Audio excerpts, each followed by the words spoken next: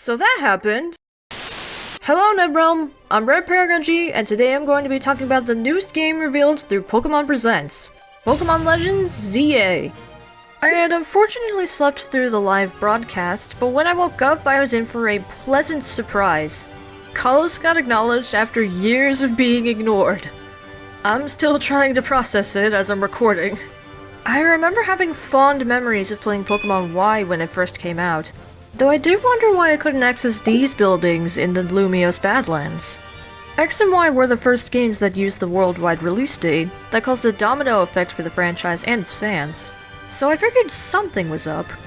But we didn't get anything Kalos related after Auras, which was a huge disappointment for me. Game Freak picked the worst time to focus on Gear Project rather than Pokemon. Anyway, we finally got that Kalos love I've been waiting for, and now it's time to speculate what this Legends title could bring to the table. The beginning of the trailer says something about a redevelopment plan, so that could very well mean we aren't going back to the ancient past like with Legends Arceus. We could still be going back to the past, but maybe not as far. It also looks like most of the game takes place in Lumiose City. I don't mind this, but I will admit that leaves very little room to explore the rest of Kalos. The way they showed the holographic map makes Lumiose kinda big, though. Maybe it will be expansive enough to find Pokemon on every street. Back to the redevelopment plan, it matches the creator's vision of people and Pokemon living together in peace. This sorta lines up with Sycamore's study of Mega Evolution, which is also featured in the trailer. This could mean Sycamore or someone before him could be the one opting for this redevelopment to happen.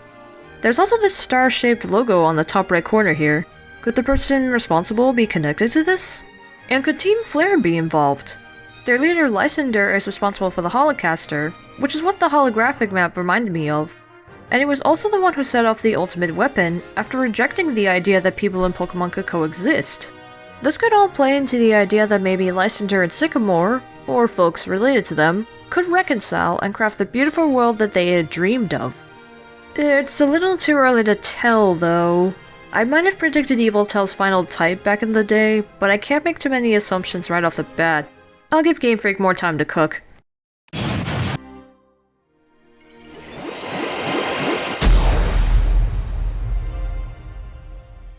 As stated earlier, ZA is bringing back Mega Evolution, which is a big coincidence since I used to make Megas for Erblin. But fans have been wanting Mega Evolution to return for years, and they've spent all that time speculating what Pokemon should Mega Evolve. There's a good number of Pokemon that would benefit from a Mega Evolution. Flygon has been everybody's top pick since X and Y, but I personally want the following to get Megas. Sigilyph and Heatmore, because we only have one Unova rep. Froslass, because her friend Glalie got one. Poliwrath, because it really needs a stat buff. And Victreebel, because of its appearance in the anime. Hey look, if they could give Kingler a Gigantamax, then they can give Victreebel a Mega, okay? There's also the possibility of Pokemon from Gen 7 onwards to make it into ZA, so they could have the potential to Mega Evolve too. It's safe to assume that the capture mechanics of Legends Arceus would be reused. Scarlet and Violet disappointed people by not having this, and that also means we'll be able to catch Pokemon in the city, like the little park area in Castelia.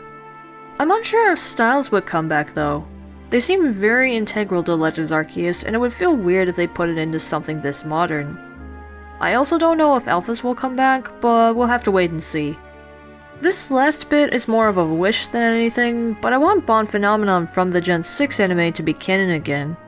I really don't like that Bond Phenomenon is really an excuse to further market Greninja. I want more Pokemon to have that same form idea as Ash Greninja, and to tie it into the lore for Megas. If not that, at least give all three Kalos starters Megas.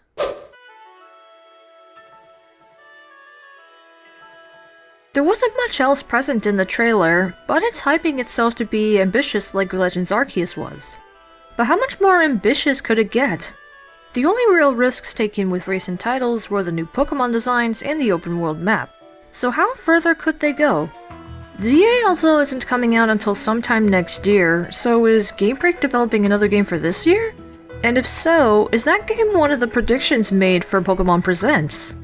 Again, it's too early to tell, but overall I think there's a lot of potential here. It being a Legends title also gives it better luck than BDSP and Scarvi, thanks to Arceus being the best received out of Game Freak's transition. What do you think? Feel free to share your thoughts with me in the comments. I'm sure some of your opinions will mirror mine, while others won't. Be sure to also leave a like, subscribe, and ring the bell to be notified of future uploads. This has been RedParagonG, and I'd like to thank you all for watching. Now I gotta get back to working on my usual content. See you next time!